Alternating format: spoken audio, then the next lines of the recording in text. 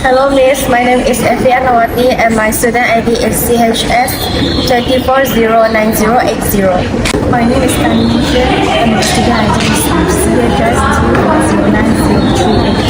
2109038. And my student ID is CHS 240907. My name is Tan Zhen Rong. My student ID is 2409040. My name is Zhi Xiang and my student ID is CHS 2409444. My name is Yang Aimeng and my student ID is CHS 2409. My name is Dan Rundong. I'm from Chinese Study. My student code is CSS 2409036. Has acknowledged that it is under huge pressure in the neighbouring Kursk region of Russia, where of course back in August we saw the beginnings of a Ukrainian operation pushing deep inside Russian territory. At one stage the Ukrainian military saying that they had control of around 1,300 square kilometres of Russian territory. It's important because Ukraine was hoping that it could use this kind of territorial gap. In all, Russia says more than 300 drones were fired, nearly 100 targeting Moscow, and 2 people were killed. In Ukraine, more than 30 people have been killed since last Friday. The war raging on as the possible peace talks finally resume. CNN's Elena Trinas. So far, I would say that the reaction is mostly focused on, recovery efforts, on helping the injured on a massive Ukrainian drone strike on the Russian capital overnight. According to Russian state media, defense forces intercepted more than 300 drones fired at Russia, with 91 of them specifically targeting the Moscow region. Officials say one person was killed and several others wounded. The attack unfolded just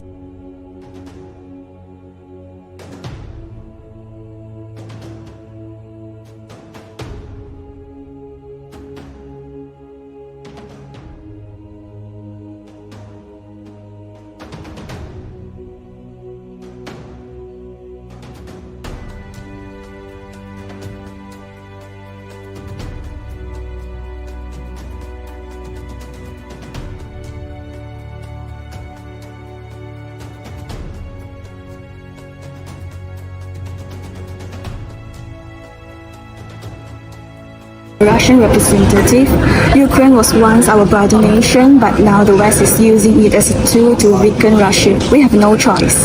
Our independence and freedom are not excuses for your aggression. Sovereignty is sacred and we will not surrender. And U.S. representative and global order must be upheld. We will not stand idly by. I'm expert and racist. For reality's perspective, war is a natural consequence of international politics. Nations act based on power and security, not moral or humanitarian concerns. Both the Russia-Ukraine war and the Syrian civil war demonstrate that national interest takes priority over ethnic considerations.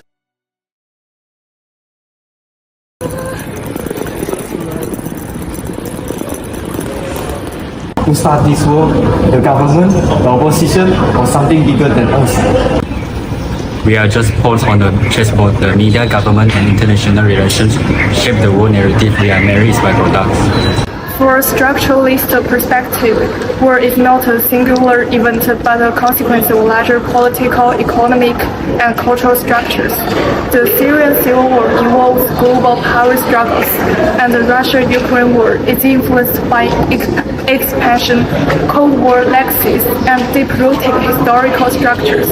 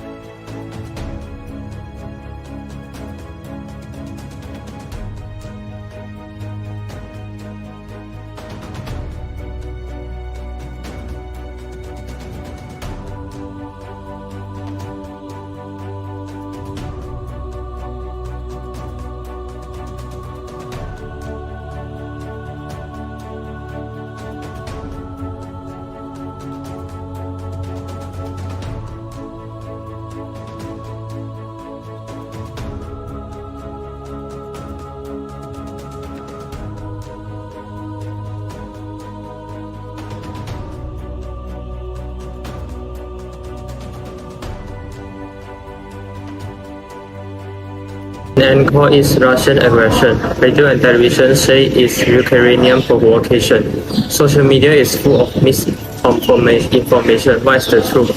Who decide what war really is? The meaning of war is multiplicated through narratives.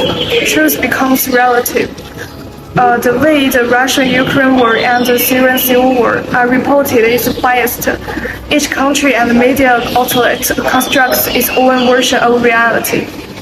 Officials in Moscow say hundreds of Ukrainian drones have targeted the city in what appears to be the largest attack on the Russian capital so far in the war. 3 people are reported to have been killed and at least 20 injured. Russia's defense ministry said it shot down 337 drones aimed at Moscow and 9 other regions. Apartment buildings were among the buildings hit, along with a railway line. 4 airports were forced to close. Ukraine has yet to comment.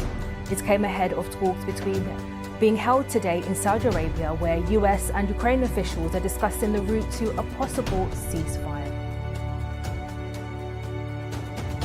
We need peace. We need peace.